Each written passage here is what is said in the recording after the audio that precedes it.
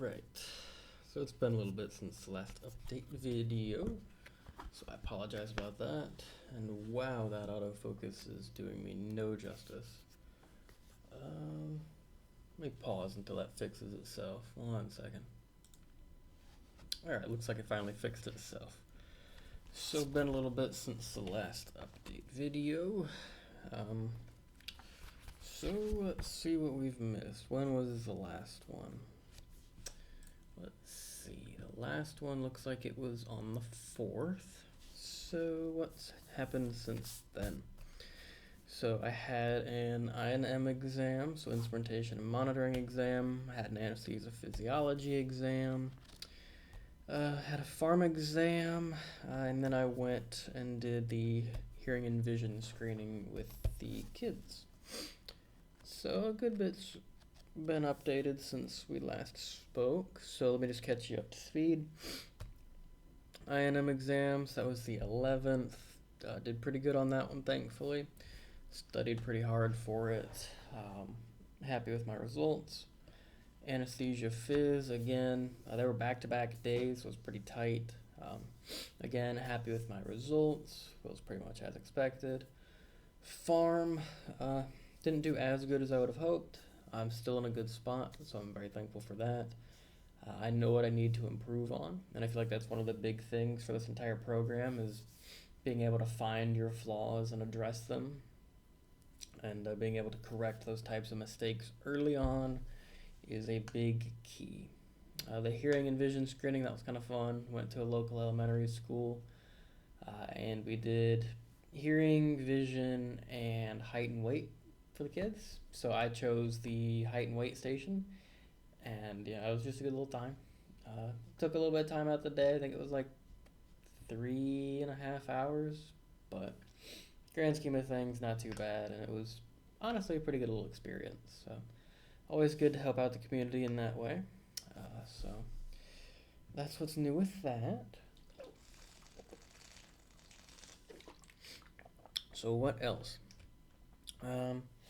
Getting close for my SLS project to be getting turned in, so I'll be doing that fairly soon. And yeah, I can just kind of go through the classes I've been doing, and I wrote down some miscellaneous questions. We can just dig through those as well. So lab has been pretty fun. Lab is the one time where we get to actually be hands-on with the material. So it's pretty nice to be able to do that. Always fun to play with Medi. That's what we call the model. And he's reactive, so if you decide, like, okay, I'm going to push 100 micrograms of fentanyl, he'll react. And I think that's really cool because it's kind of like a pseudo-patient thing with little to no risk. And that's super fun.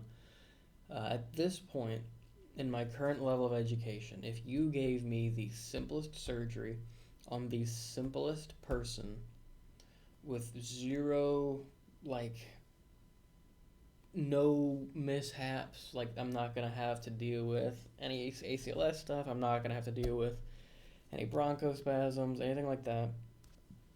At my current level of education, I stand a greater chance of successfully going through the anesthesia than I do of failing.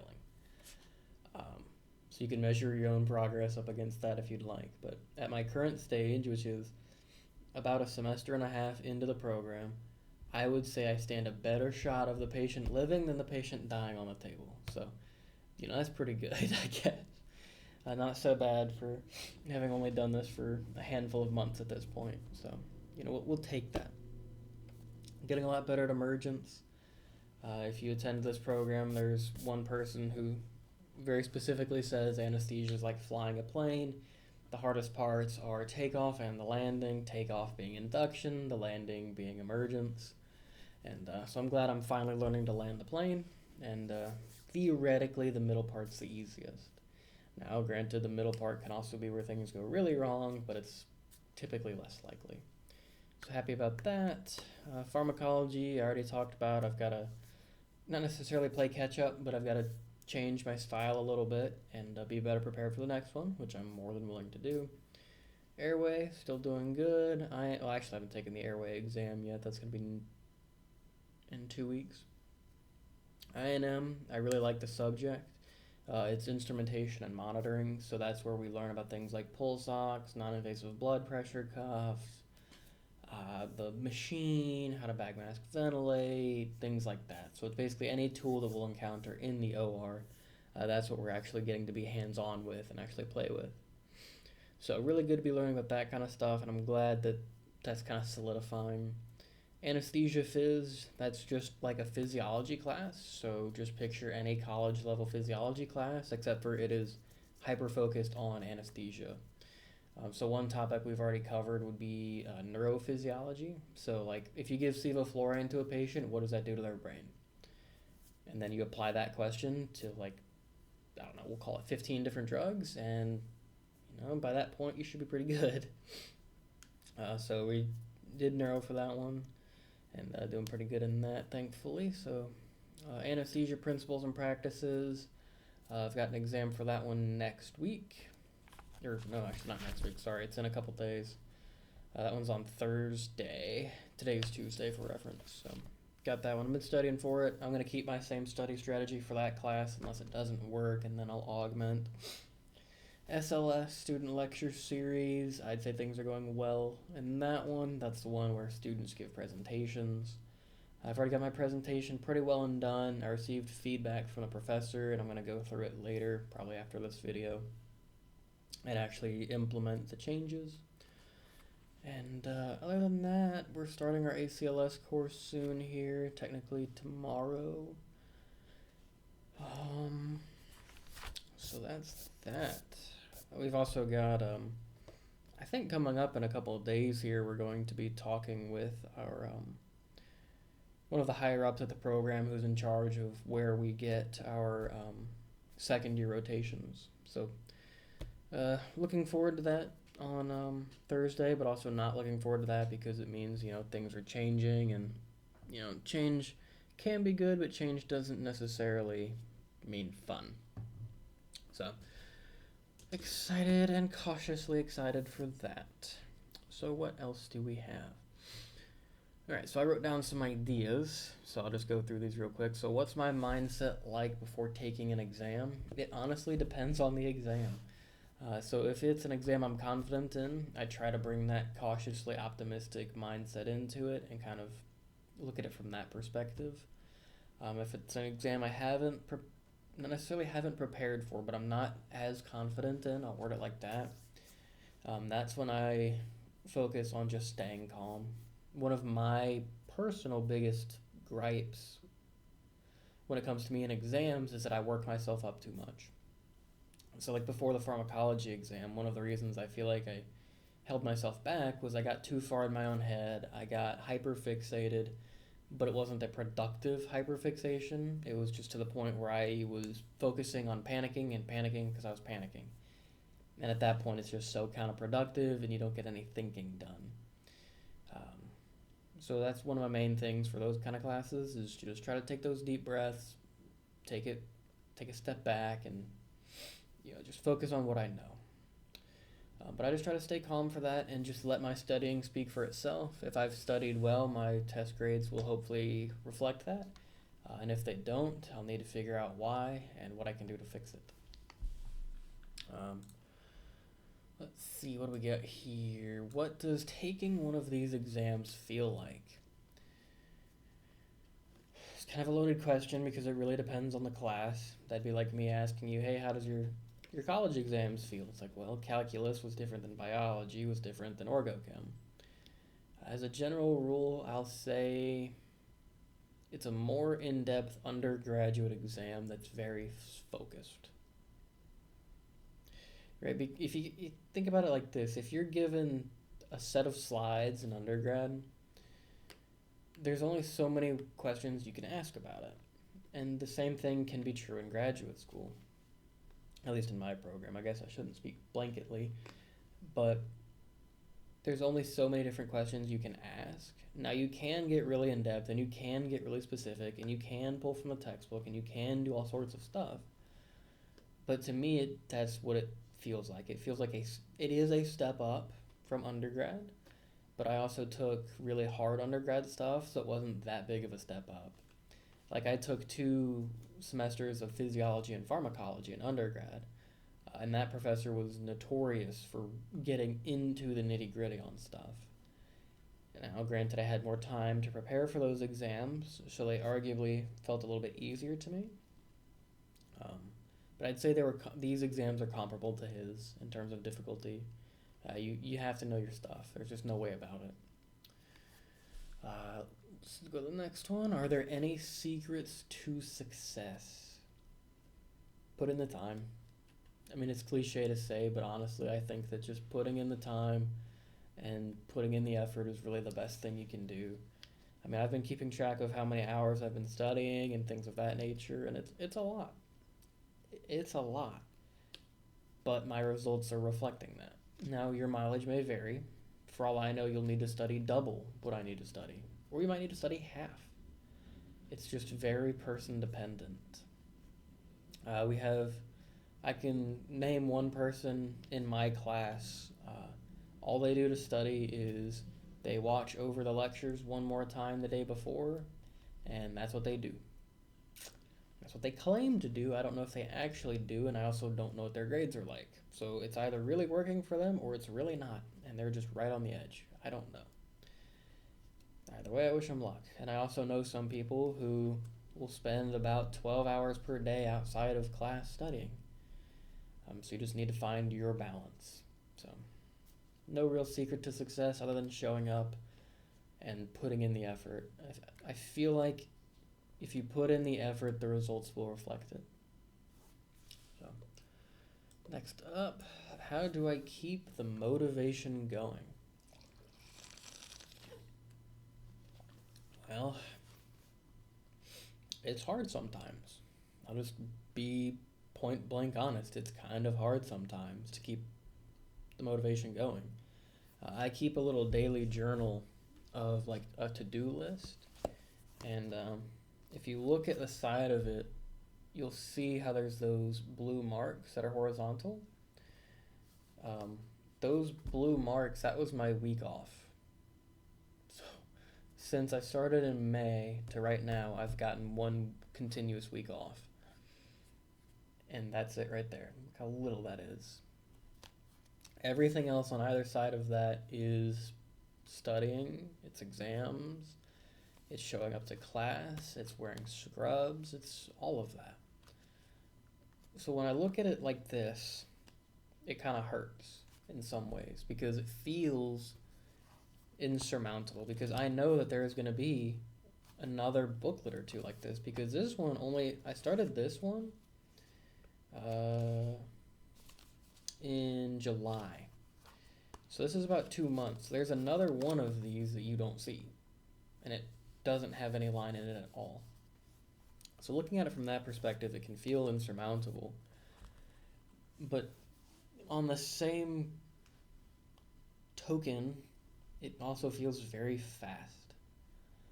I think I've said this before in previous videos, but it's flown by. The days are really slow. The days feel like a grind because you're studying for, we'll call it 6 hours a day, and it just feels like a drag. But studying, in hindsight, kind of feels fast for me. Like if I'm sitting here and I'm thinking back, like, oh my gosh, I spent 4 hours studying, it feels like the time just vanished into thin air. Which I suppose is helpful, because looking back on it, it's just felt like it's flown by. I was talking to our class's vice president, and we struck up a conversation about like how fast summer semester went. And we had this conversation in August when we got back. If I had to put a time on it, I'll just say it was like August 21st or something. I was talking with her, and we were both in agreement that the entire summer semester, which is 10 weeks, in hindsight, feels like it went by in 2 weeks. It felt incredibly fast. And that's kind of how this semester feels too. And now granted, far from over, obviously. But on that same end, I've got midterms coming up in a couple weeks. So this one's going by really fast too. And I'm thankful they're going by fast. I'll be honest with you. I mean, it's a hurry up and get to the break type of thing. But all I can do in the meantime is survive. So how do I keep the motivation going? I set new goalposts. Like if I have a string of exams coming up, I just say, all right, I need to get to the end of those exams. And then once I reach the end of those exams, I can have a little breathing room. And then I just set the goalpost again. So I'm just constantly kicking that goalpost further and further down. It's just kind of the way I keep it going. And those are my minor goals, is to just keep kicking the goalpost down. My major goals, those are things like finish the semester or just make it to become a second year student. Like those are my goals. And I just progressively move them, and I have different ones. So next question, am I happy anymore? Now this one was a little bit pointed because I had a bad day. So in my little journal, I've been keeping a track of how my days have been going, actually. So I've been ranking them on a scale of 0 to 10. 0 being I am the most miserable I have ever been, and 10 being this is the best day ever, with 5 being effectively perfectly average. So I started on Monday the 9th, and I'll just read through the scores out of 10 until I reach today. So 3 out of 10, 7 out of 10, 5.7 out of 10, 7 out of 10, 5 out of 10, 7 out of 10, 5 out of 10, 6 out of 10, 6 out of 10, 5 out of 10, 6 out of 10, 5 out of 10, 4 out of 10, 3 out of 10, 6 out of 10? Now, a couple of them have reasons. Like, the 3 out of 10 recently was because I was sick. I didn't feel good. My stomach was miserable. One of the 4 out of 10, that one I couldn't get my head right. But as you can see, it's pretty well balanced. It's kind of like normal life. In a sense, this program kind of becomes your new normal. 5.7 was, what day was that? I don't remember. So just a little variation there. I'm not like abysmally miserable. A couple bad days in there, but that, I mean, if I wasn't in this program, I would have a couple bad days in there anyway.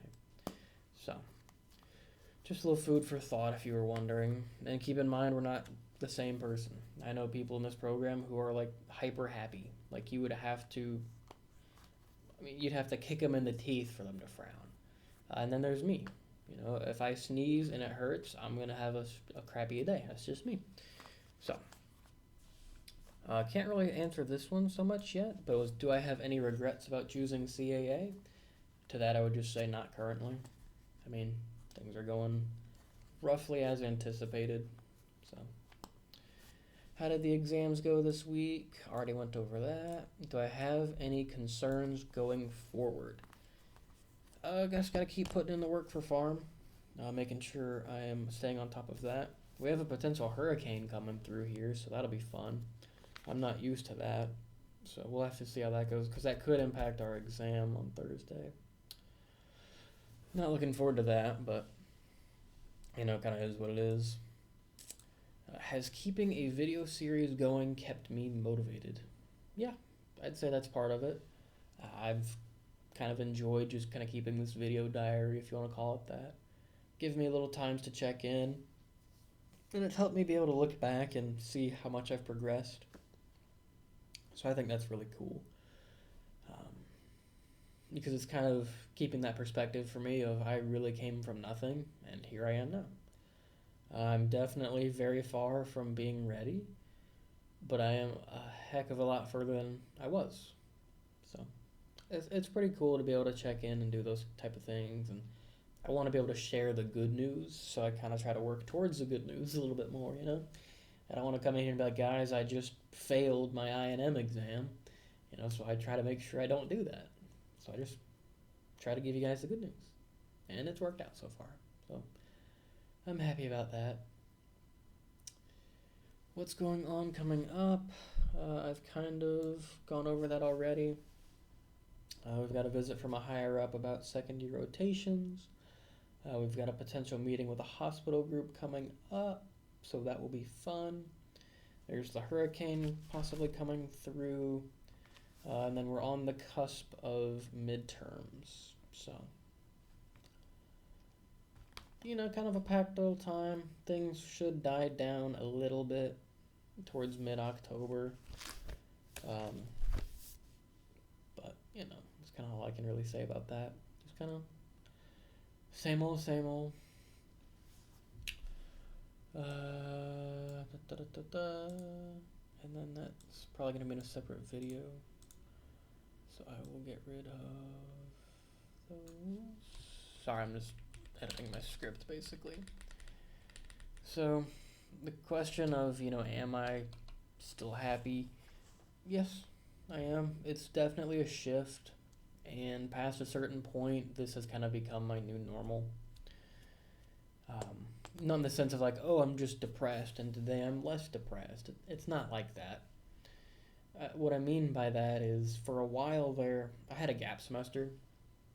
I graduated undergrad, and then I had one semester off. So, big break, right? But during that time frame, I kind of not necessarily forgot what it was like to study, but I got used to not doing it. I got kind of used to being lazy. Being lazy is great. It's so much fun, but it doesn't get you anywhere. And that's kind of where I was stuck at. Because having gone from studying a good bit and having all my undergraduate classes to all of a sudden, oh, I have, 16 hours of free time almost every single day, I got a little too comfortable and kind of settled into my doing nothing. So starting back it definitely reset the meter, I guess, in that respect. So just kind of getting back into the swing of things, and at this point now, I'm kind of used to it. It does still suck. Like if I'm sitting here and I hear one of my old friends outside of the program talking about, oh my gosh, I went to a concert today. It's like, yeah, that'd be nice. I can't. Um, and it's not to say that I can't. It's all to how you budget your time. I mean, I have written down how much I have spent dedicated to studying every single day. Average that I'm looking at right here is about 8 hours. So you think 8 hours a day, that's not so bad. But you also have to factor in breaks and food and, chores and things like that. So it does kind of add up in that respect. But if you want to do something, you can budget the time for it. Someone in our program went to a Jaguars game the other day. Hey, good for them. I'm incredibly happy for them. They wanted to go, they budgeted the time, they made sure it would work, and they went. And that's fantastic for them. Now, I don't really want to go to a Jaguars game, but there are things I want to do that I have budgeted time for. So it's really all about how you prioritize your time. I know there are a couple people who very specifically basically want to make this program their life. And what I mean by that is they basically live at the school. It's not a big building, but you can kind of do it.